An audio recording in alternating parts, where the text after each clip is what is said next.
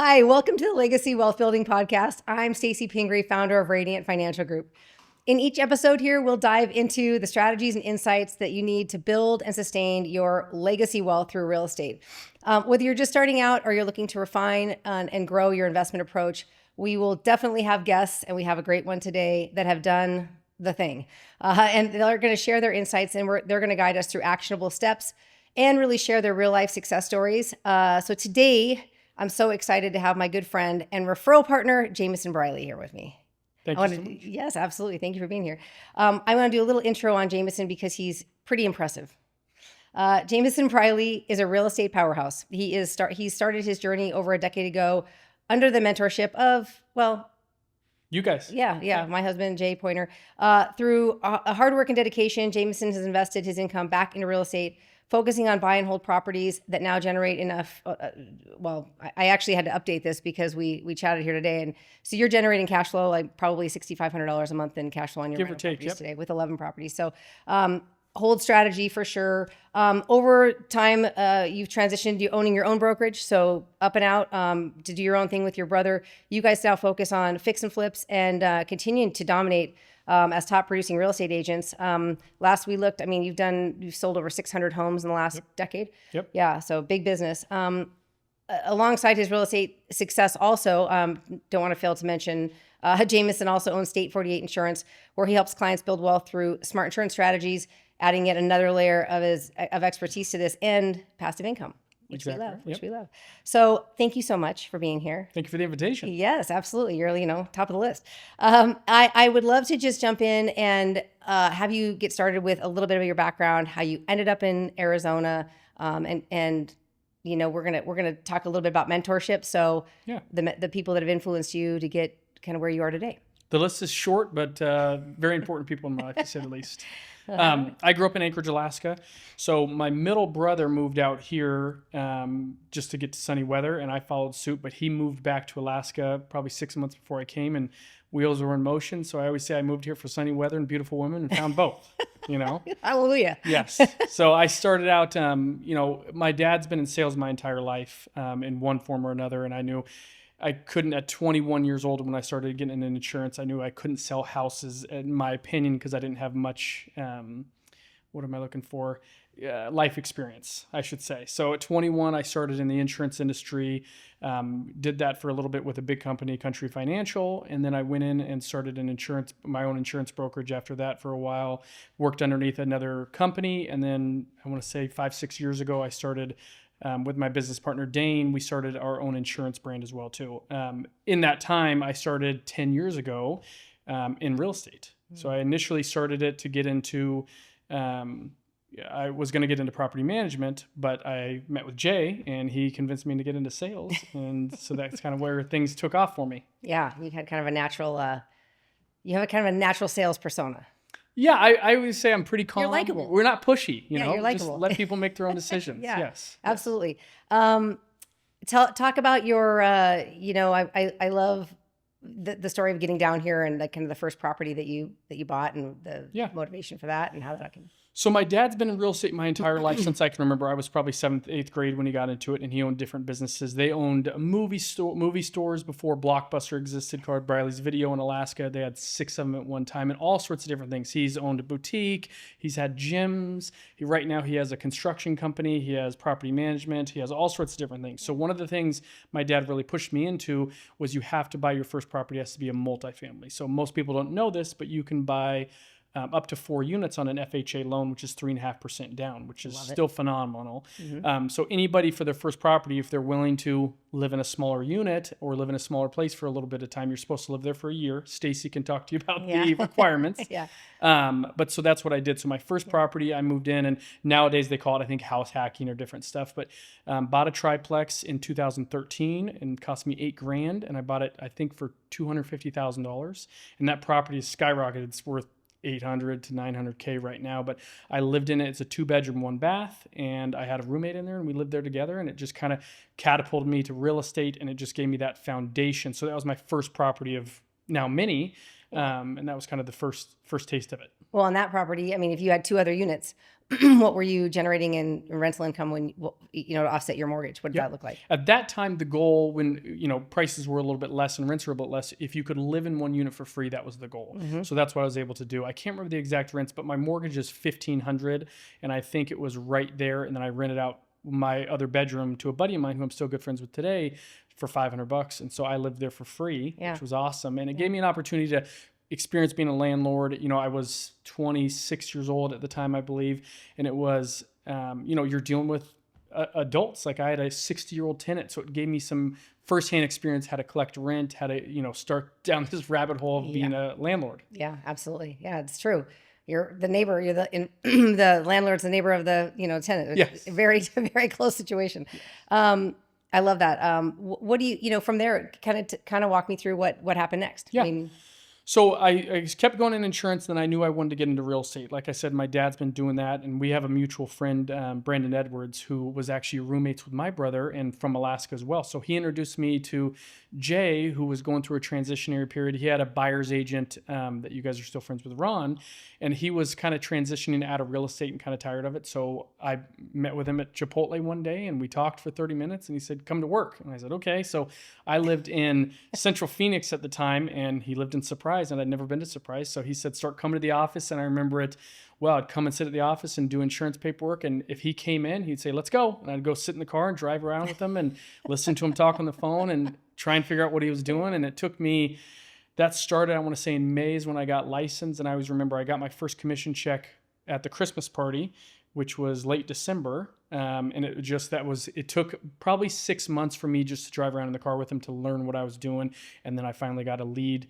And I worked a lot of his buyer's agents or buyer's clients at that time. And that was your first real estate experience. Yep. Okay. So I think I was 28 at the time, maybe 29. And I used to tell everyone I was 30 just because I wanted to. I was going to bring, if you were not going to bring this up, I was going to bring it up. I mean, you're the only person I know, like I swear that I've ever met that has said you're like, I have to tell people I'm 30 because they don't, I've got this baby face. Look at this baby face. And I just thought that was the greatest thing. I'm like, everybody in the world wants to go like 5 years younger. You're like, I want to push. I want to be 40. I'm almost 40. So I'm excited to get to that milestone. Oh, imagine how successful you'll be once you're finally 40. Exactly. Oh, I love that so much. No, I love that. I remember I remember that Christmas party. I do. And I remember, you sitting in the car going like, first of all, I think I'm going to get killed because he's a terrible driver, which he mentioned in his podcast. But no, just listening and just the rapid fire of information to try to. Oh yeah, I mentorship was really important to me in that aspect because I just learned to say exactly what he said. I didn't want to reinvent the wheel. He was already very successful, and so I just kind of mimicked. And I remember you guys as life transitioned and you guys took more time off and kind of left me to steer the ship. Mm-hmm. People wouldn't even know who they're talking to sometimes because I would use the same phrases and the same because I just copied literally everything that he did to learn that made him successful, and it helped me become successful as well. Yeah. What are some of those things? I mean, I would say, my dad was a huge part of that too. And he always used to tell me, get to work or you have to fire yourself. Yeah. He said, you can't be lazy. You just got to go to work. And when I met Jay, it was the same kind of thing is different things that you didn't think, people would do. We'd help move people, there'd be scrambles and he just always worked harder than everybody. And that's one of the things that I always remember is you just have to get to work. And most people don't want to do that and don't want to work 60 hours a week and pick up your phone. And, I tell clients now, and a lot of this is from you guys, I just answer my phone. The only 2 times I don't answer my phone is when I'm in the shower because my wife won't hand it to me. And then when I get lucky with my wife, and that's about it. Other than that, if I could, you answer your phone all the time. Answer your phone, be available. My dad used to, I used to joke because he'd walk out of movie theaters all the time because he was in real estate sales. We'd be watching a movie and he'd get a phone call. And the other thing that I always tell everyone is I don't know what type of music my dad listens to because he was on the phone all the time in the car. And that's what I see with myself doing now. So there's some negatives, but it's just part of life when you're in sales and you need to be available for your clients. And same thing with Jay doing that is I got to see him nonstop working all the time. And that's just what puts him ahead of the pack. I've done a fair share of deals with you, obviously, through our history of knowing each other as a lender on your side, part of your team, and working together. Not to mention every mortgage I've ever had has been with you. Yes, I'm such a fan of a real estate agent that will invest in real estate because to me it's like, okay, do you believe in it? Like, I mean, you believe in Yeah. what you're selling, right? So it's just like, it's a natural. So we sat down. I know we put together a plan. You've said, okay, how many can I buy? When am I maxed out? What is, what happens when I have 4? Okay, well now I got to put 25% down, So, I mean, just building a strategy, coming up with a plan so you can acquire as many as possible. I love to see that. That's been great. But what I was going to say about your real estate business that I love to watch is that you also adopted that same practice of really finding solutions. I mean, I can't tell you like how many times I'm working with an agent or in a transaction, and they're at an impasse over $1,000. I mean, the deal's going to fall apart. We're putting people back in the car. The seller's not selling the house over $1,000 or over something silly. And I just think that you really adopted. I mean, talk about that, because to me, that's a difference maker. Oh, yeah. Yeah. And that's something that I learned from my mentorship, to go back on that. So you just never let a deal go south over a little bit of money. To me, you want to do the right thing for the client. Yeah. And so you don't want to let $1,000, $2,000, whatever that number is, because that's what people don't see in the real estate industry is everyone thinks, hey, you make money hand over fist. Well, you get paid very well for the deals that you do, but there's how many deals do I go show clients and they don't buy a home, or things don't come to fruition. So when you get a client, you want to do the right thing for them and close the deal. And so if there's $1,000 in roof repairs that need to be done, sometimes you got to dip out of your own pocket. And we work the other side with agents as well too, where they come to the table as well and donate money if we need to. And lenders. And other lenders. Exactly. Yeah. Right. So it's a team effort. And that's where, one of the things that I saw too early on is you kind of have to have a knowledge of lending and title and understand a little bit of everything. You can't just be like, hey, here's what I do specifically. You have to kind of problem solve, like you said. Sometimes I deal with other agents who don't know the things that we can do to get a deal to the finish line. Yeah, absolutely. Well, I mean, that goes back to too. I mean, you having an insurance business and owning your own investment properties, having gone through the loan process so many times. I mean, just every aspect of it, like you said. I mean, it's been a lot. And now I know you guys have transitioned quite a bit into fix and flips. So, I mean, talk about that. Having working with your brother and your domination of domination. I love domination of real estate. We started our own brokerage a few years ago. My brother came in right around COVID timeframe. He'd been a background in marketing and doing different stuff, SEOs. And so just perfect timing. We've been wanting to get into business together. And so what we did is he got into real estate and we just started working together at Phoenix Property Group for a couple of years. And then it was just time where we started our own brokerage. And my brother, I'd seen Jay do fix and flips over the years, and it was always made me a little bit nervous. I always say I'm the brakes and Jay's the gas, and my brother happens to be the gas too, which works out well for us. So I have to pump things down, but he kind of, we started doing that with the help of, hard money lending that RFG does. So that's good. So we're able to complement that in what we do, because one of the things that I learned over my career is you have to be able to do other things than just sell real estate. So you have to know, hey, how much does it cost to paint and do things to be able to maximize the profit for your clients. So as you do these things and you paint houses and put on tile floors and do that, you realize you can do the rehab if you have the right subs and you understand enough about construction. So that's been a good compliment. We try and do 4 to 5 flips a year, as many as we can get our hands on. Some years it's 1. I think this year, we've done 6 or 7. Yeah. That's with real estate sales. And then we started property management division as well too. And my brother and I kind of divide and conquer. Yeah. He has a different skill set than I do, so I handle a lot of the back end and he does a lot of the front end, which works out really well for him and I. I like that you say he's the gas and you're the brakes. I'm definitely the brakes. Yeah. I'm the more conservative one for sure. So we talked about this, you and I mean, so many times, and we have such a similar mindset of this. I mean, I'm from Montana, you're from Alaska. I don't know. I feel like we're kind of like this, a little conservative in our ways, in especially like financial and fiscal. So, talk a little bit about the discipline it takes to get, because you obviously, when you're doing 60 transactions a year, you were making some money, and how did you stay disciplined enough to kind of pour that back into real estate? Because amassing, because you didn't start as early as Jay and I did, where we were able to catch a lot of really great deals maybe early on. Yeah. You kind of built it through the teens. I mean, through this last decade, yeah, right? 100%. So talk a little bit about that, because I think that's key. Yeah, I would say seeing you guys, luckily I got involved with you guys at late 20s. I had my first piece of real estate and I experienced my dad and saw what they did. But I always tell the story of you guys. I always say I do what Stacy and Jay does. That's exactly how I replicated what I did, which should be flattering for you guys. You guys lived in a normal home. We're in your beautiful home now. Did you knock my minivan?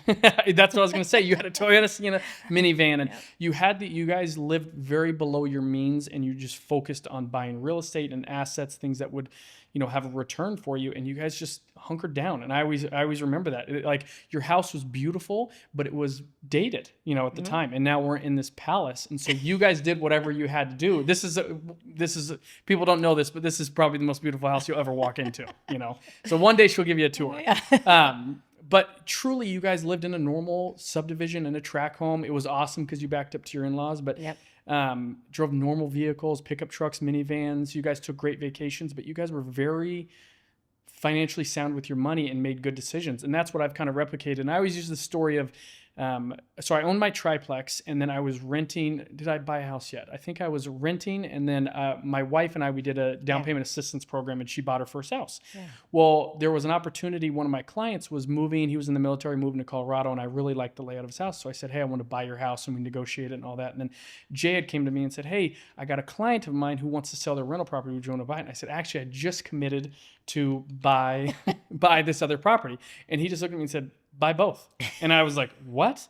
And then so you guys gave me the tools to be able to do it. I pulled out a HELOC against one of my other properties. So I had the down payment because at that time I didn't have the money, but they were both really good deals. This was in 2000, it might have been 2019, but it was both great properties. And then you guys also pushed me to put them in 15-year mortgages, which has been fantastic. So one of the things that you guys discussed was you don't need the extra $100, $200 that I was going to be negative. And I wouldn't recommend that for everybody, but at that time, like you said, I was very financially sound, making good money, and the extra $200, $300 I'd make in profit wasn't going to make a huge difference. But paying off a mortgage in 15 years rather than 30 would make a big difference. Well, and the finance charges are also in the hundreds of thousands. It's significant, even on those prices you were looking at. Yeah. Yeah. So it worked out well. And so after I did that, I paid off the HELOC, and now those properties today, since rents went up, I was able to cash flow really well. And every property that I have, I always say the best property I have is the first property I bought, and so on and so forth. Yeah. Yeah. I love that. I absolutely love that. Well, and that's why, that's a really big part of your success. Again, is just the ability to kind of use the tools, right? Because I think using the tools, people, you have to be educated. There's lots of clients I talk to, like, I thought I had to have 20% down. No, you do not have 20% down. I thought I could only buy a single family, there are tons of tools to get out there and figure out how to buy a triplex or buy a property that you can live in and rent out the other units, things like that. So these strategies are all just, they're unique, but they're available. Well, you have to get an experienced lender and an experienced realtor that know what they're doing, because sometimes you get into people that are really green, have only done a few transactions and don't know what you can do. Like, I didn't know when I first got in my career, you can only have 10 mortgages. I have 10 mortgages. Yeah. So now I have to either start paying them off or consolidate. And that's my next chapter. I've been using my brother's credit now. So he has a few mortgages in his name because we have a real estate portfolio, him and I, that we share together as well. But that's just always trying to figure out the next strategies and what you can do, whether it's hard money or different ideas as well. Yeah. No, I love it. What else? What's next for you? What do you see happening next? We'll see. It's ever changing. So like I mentioned, we started our own brokerage a few years ago. Right now it's just enjoying life a little bit and still working my butt off. My wife wants me home a little bit more. We got a 3.5-year-old, and you guys actually introduced me to my wife, which is crazy enough. So not only changing my life financially, but got me a wife, which is fantastic. which we don't guarantee, by the way. We're not going to No return policies once you're in, though. No, the motivation for us was always, the motivation for us, the motivation for this podcast really was to share the stories of people that I felt really could impact other people's lives, right? We're like Jason and I call it the starfish approach. There's only so many people and so many things you can do with your own time, this 8-hour day and all these things, that's why passive income and leverage are so powerful, because you only have so much time. And so we've reached out, touched all these people that have actually done what they said they wanted to do. They've listened to some suggestions and they've stayed focused and done what, in a lot of cases, what we've done. And now it's your turn. I love the idea that you're out, impacting other people and the kind of clients so the idea behind this whole podcast was that we're going to get the word out on the real estate agents and the brokers and the professionals that know the business, that they can help people, that they're the right people to call if you really want to have a career create wealth in real estate and, be an investor. Because I think you can be an investor with one property, as you saw. You had one property with two rentals in it, basically. Or you can start with your home you have today, converting it to a primary. And we talk a little bit about the market today, which I want your input on. But with the rates being a little bit higher, if you already have a home, most likely the interest rate that you're in the home that you're in is low because it was something from 2021, 22, before the rates started, climbing up. And so that's could be really a great potential rental. And then you go out and buy your next house and convert that to a rental, get started that way. So, I mean, really it's just laying out a plan, but I think a lot of people, they just have to do, I always kind of call it the leapfrog method. Like if you're going to buy a house, multifamily doesn't always make the best financial sense right now. They're a little bit inflated and we don't have a ton of them in the Phoenix market. Yeah. But a lot of times what I always tell people is buy a smaller house, buy a 2-bedroom house or a 1,300 square foot property, live in there for a year, and then you have a reason that you need to upgrade, whether it's, and Stacy you can walk through all that stuff, but obviously you can, if you need a 3-car garage or need another bedroom, if your family expands, there's reasons why you can do another primary residence. So a lot of times if you're willing to move around a little bit, you can buy a lot of real estate with very little money. Yeah. A lot of times, even the house I'm in now, it was my 6th property, I think, and I bought it on a 5% down.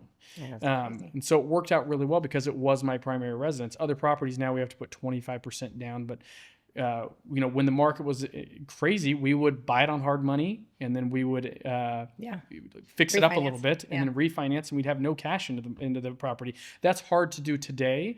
But I just think people just need to start because a lot of times what happens is everyone's afraid or certain things, but real estate, if you're holding it for long term, it's going to continue to go up, over the next 10, 20 years, whatever you want to hold it. But we're long-term investors. My brother and I have 6, I have 8 of my own. And it's just one of those things where you just have to start. Yeah. And it's nerve-wracking.